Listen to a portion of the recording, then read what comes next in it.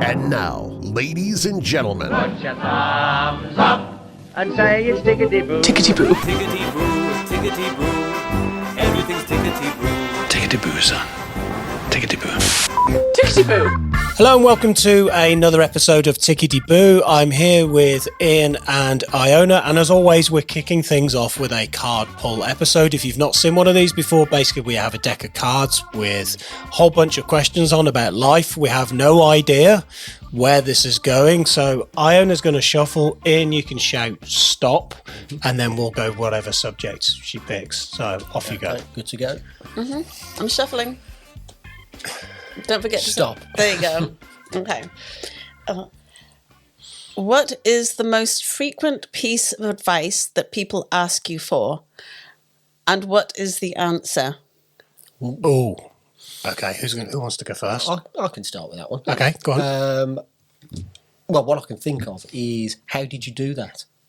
Which, that's fairly simple. I just bit it off into small pieces and got started. I think sometimes people struggle with the inertia of getting things going, not just in work, but in personal things and hobbies and things like that. It could be anything.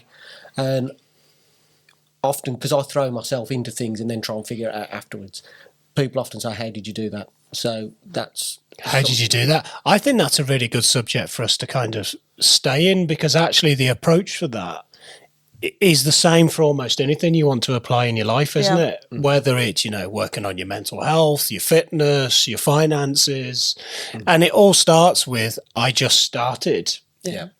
And I think that point you brought up, Ian, on this episode quite a few times is this state of inertia where we can't go from nothing to movement. And I think, when somebody's looking to change something in their lives, they feel like they need to go from zero to hero. Like, I need to go from doing nothing to doing everything and get it right. And I don't know if you guys agree. I think that getting going is actually about allowing yourself to make mistakes and learn along the way, not waiting for the perfect execution. Yeah, Definitely. Absolutely. Yeah. So that's why I always say, just get moving. It's getting past that wall of inertia. Yeah. Once you break that wall for the first time, it's never that hard ever again with anything that you do. Yeah. It's that ability to back yourself and push yourself through. I often offer things to people, but they've got this, and I know that they need it or whatever it may be, and they've got this own mental wall that just stops them from just going, okay, then, please, thank you, or let's do it. And that's, for me, that's huge, because it's like without life's like a sat nav, to use that analogy, and it will keep doctoring the route as you go, but the destination's the same. But if you're not moving, nothing changes. Yeah, I think that really works and applies to everything in life, doesn't it? It does, but I think we talked about this on recent episodes where we massively overcomplicate life and we make life more difficult than it needs to be. One of the questions I get asked a lot is, how do I get rid of all of my anxiety? And it's like, well, you're going to need to start doing some stuff, and you're going to need to do it consistently. Yeah. And you're going to need to stay in the process. But I don't want to make this episode about anxiety, but maybe, this is a person who wants to get fit and start going to the gym. I think what people do is they make unrealistic or place unrealistic demands on themselves from the off. So they're always setting themselves up to fail before they've even began. Like, I'm going to go to the gym 5 days a week, knowing that in reality, you're probably not going to keep that up in your life. You're better starting with a lower number and sticking to the lower number consistently than putting a higher number in there and never actually achieving it. Well, that's right. If you start at a pace, a slow pace, you can gather more pace as you go. Yeah. Going back to whenever I get asked a question about anxiety, sorry, it's Louise. So why do you cause me so much of it? But yeah. And what we were saying, it could be the gym. It could even be asking somebody to go on a date. You've got that confidence block. I don't know what it is. Well, I do, but it's just getting past that first stage. It is that. We were talking about this the other day on an episode. It's that not wanting to fail and worrying about what the audience, the imaginary audience that we have up inside of our heads will say in response to you tripping, stumbling, not achieving, which, to be honest, they're not watching, they're wrapped up in their own lives. But I think it's a great question, because most people listening to this probably want to get started with something, whether it's improving their relationship, their finances, their health, their mental well-being, their overall life. And they're like, where do I start? And I think I've been guilty in the past of like, right, I'm going to do something new. And I immediately go to the big picture. Like putting the roof on the house. Putting the first. roof on the house. But what I'll do is I'll look at somebody else's house and go, oh, I like that roof. Yeah. I'm going to go and create their version of their life for me. And then you've not even dug the foundations. And I've not even dug the foundations, but I've not even said to myself, what is it you actually want? Yeah. What does it look like? What are your values? What are your values? How will you know when you've got there? So, again, we were talking today, my values that have kicked in the last 6 months are, whatever I'm doing in my life needs to bring me peace and fulfillment. That is all I'm looking for in my life now. And that is that. So whenever I do something, and so if I want to improve my health, which is I'm actually making a lot of effort to look at my diet and the way I eat it at the moment. I don't want to do something that, when it comes to food, that's going to make me utterly miserable. I still want to eat food that I enjoy, and I don't want to feel hungry. So that kind of comes into my fulfillment thing.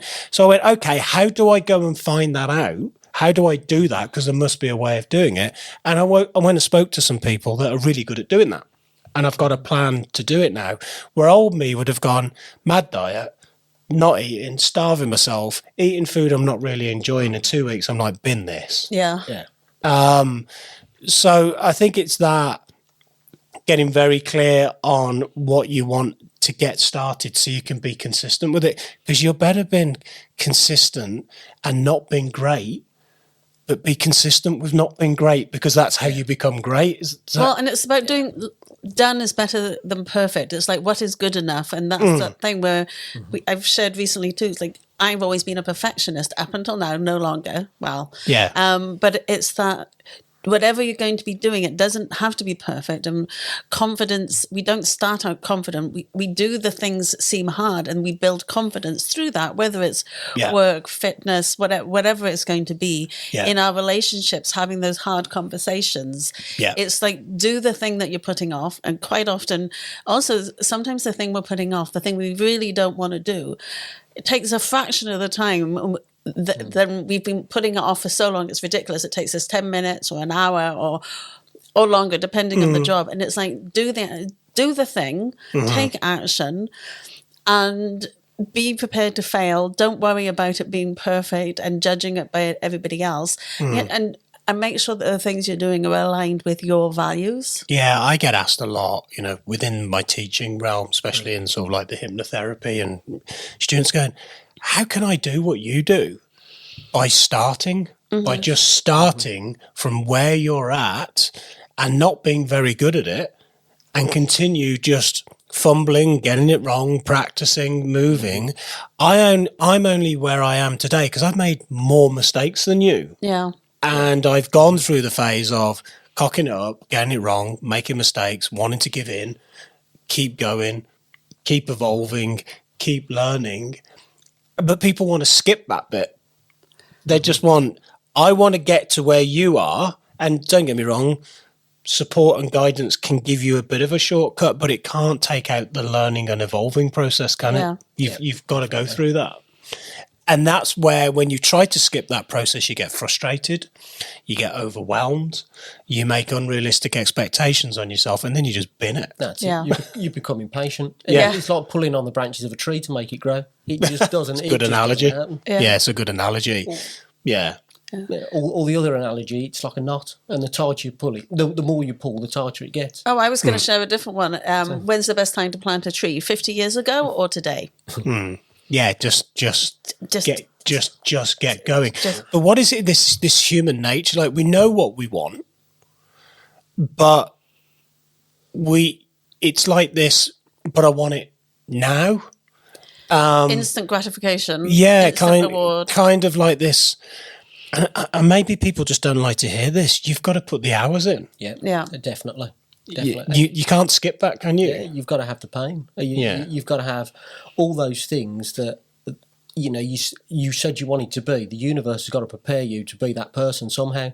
Yeah. And pain is the temporary state of learning in a state. It's not all got to be painful. No, well, that's what I wanted to say is that actually you can enjoy the process if you're not so hell bent on the outcome of the process. So if you want to get good at something, set it up and do it in a way that is sustainable, where you can be consistent. So whatever that thing is, you know, let's go back to the gym. Maybe you don't like going to the gym, but you start off by going, I'm going to go twice a week and I'm going to be super consistent for that for 90 days. Yeah. 90 days, I'm going to commit to going to gym twice a week, get some accountability. So there's not all that resistance and frustration. Maybe train with somebody so you got a bit of accountability if you don't turn up. But what I'm saying is, as you move through that 90-day phase, it will become more automatic, more conditioned. And then as you start to see progress, you're leaner, you're fitter, your health's up, your energy's up, your natural motivation to progress quicker will fall into place. And that's where the motivation will come. Yeah. And you'll see the results, whether it's the gym or a project or building a house, whatever, you'll see the progress. You go, wow, look what I've accomplished over these 90 days in the gym. It's like, I feel so much stronger. I'm beating my personal best. So when we see the progress we've made, that reward motivates us. I get, you know, the students in the college in particular will say, like, how do I get a full client diary of, you know, therapy clients like you've got? And I went, because I just did days, weeks, months and years of having single digit clients in the diary, but I kept showing up and I kept doing it, and I was doing it a year later, 2 years later. And as I just stayed in that process of delivering and turning up and showing up, that went from double figures a week to, you know, much bigger figures a week, a full month, a full 3 months. But I kept showing up. I showed up on social media, showed up for my clients, continued to deliver results. It was on a much lower level than I wanted, but I just kept coming back. And what people are looking at today is 9 years of hard graft. Yeah. But they go, I look at what you've got today and I want that next week. But also, if we think about, we've been looking at the numbers for the podcast. Yeah. Like, we're about to hit 100 episodes of consistent weekly release dates. Yeah. You were doing the podcast prior to that, but our numbers are high. Like, we just had 8,000 downloads today or yesterday. That's happening. But when you first started the podcast, like, it was just a couple. It was a handful. Like, so it's been consistent. It's been building it up. It's showing up like every single week we have episodes. So that's, maybe not everybody wants to start a podcast, but most people start and fail who do start. So it's the consistency. Well, I'm glad you said that, because I need to be honest with myself. Consistency in my life has not been something I've been great at. In some areas, yeah, but in other areas where I've had frustration, I've not been consistent, and I'll blame myself or I'll get frustrated at the world. And so this is not about being perfect to me. It's actually like recognizing the areas in your life where you've not been consistent. Yeah. And if you're not being consistent, sit down and go, how much actual time can I allocate to it? And get clear on that. And then just execute that consistency. If it's only like an hour a week, be consistent with that hour a week, and start with 90 days. Put in like 90 days from today, I'm going to do X this many times a week for 90 days, and tell somebody you're doing it so somebody can hold you accountable for it, because then the progress starts to come in. So the best advice in life, we've really come back full circle, is be consistent in whatever you do. If you're trying to move forwards, I just want to caveat that with, don't be consistent with the stuff that you're doing that's not taking you towards where you want to be. Yeah. If you're consistently doom scrolling, sitting on the sofa, doing stuff that is anchoring you in the present, and you go, I haven't got time to allocate this hour, maybe you need to take a bit of a look and go, well, some time could actually move over here. Yeah. Yeah, great. Absolutely. And another little thing is, obviously, when we were saying about starting slowly, if you do start slowly, you can sort of, rather than you can sort of take control of that journey as it sort of takes on. So creating a journey that you enjoy, because you actually spend far more time in the journey rather than being reactive. You throw yourself into the big picture, then you're just reactive to whatever kind of carnage is going. Don't go off like, it's not really fun. you know, Linford Christie, 100-metre sprint off the line. Start with a very slow walk. Yeah. Because so much of the journey is there to be embraced and enjoyed, and you'll miss magic moments as part of that journey and learning. All those little wins that come along the way. Whereas if you just focus, you've got to be focused on your why. But if that's all you focus on, you miss out on those little, all those little motivational wins. Well, you don't see the success coming in, and you don't allow yourself to celebrate the progress. As well, because you'll want the next thing, the next thing, the next thing, and you never really look back and go, "Wow, look how far I've actually evolved, grown, moved, grown as a person." Yeah. Okay, well, that was an interesting card pull episode. Didn't quite go where I expected it to. Never does. It never does. As always, remember that we do release an episode every Monday. We are on Spotify, Apple, and YouTube. And as always, we really appreciate you watching and listening, and we'll catch you in the next episode. If you or someone close to you needs to access mental health support, please contact your GP.